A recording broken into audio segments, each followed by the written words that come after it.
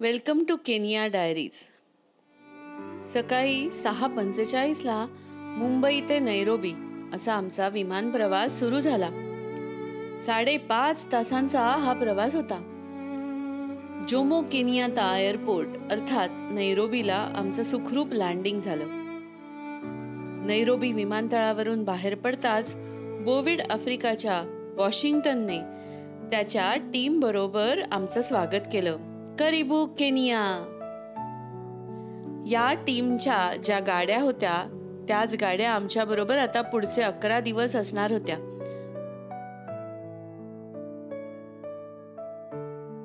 आजचा दिवस आम्ही नैरोबी शहरातच घालवणार होतो, त्यामुळे जंगल दर्शनासाठी मात्र अजून वेळ होता.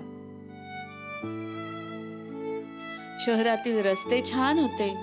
फ्लायओव्हर्स ओलांडत ओले सिरेनी या हॉटेलमध्ये आम्ही येऊन पोचलो. रूम्स ताब्यात घेतल्या.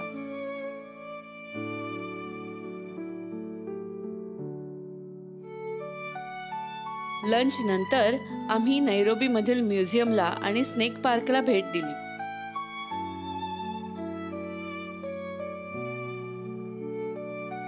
सापांच्या वेगळ्या वेगळ्या प्रजाती, कासवांचे प्रकार, मगरी, वेगवेगळे मासे बघितले. या सापांच्या प्रजातीमध्ये ब्लॅक मंबा ही सगळ्यात घातक अशी आफ्रिकन सापांची प्रजातीही बघितली. तिथला एक साप हा काट टाकत होता, तेही बघायला मिळालं. आणि नंतर तर काय, चक्क साप हातात घ्यायची संधी मिळाली. बोवा प्रजातीचा हा बिनविषारी साप हातात घेताना पहिल्यांदा भीती वाटली. काही जणांनी धीराने त्याला हातात घेतलं, तर काहींनी लांबूनच त्याला बघितलं. या सापाबरोबर आम्ही भरपूर फोटो काढून घेतले. संध्याकाळची वेळ असल्याने त्या स्नेक गार्डनमध्ये असलेल्या झाडांवर विविध पक्षीही बघायला मिळाले.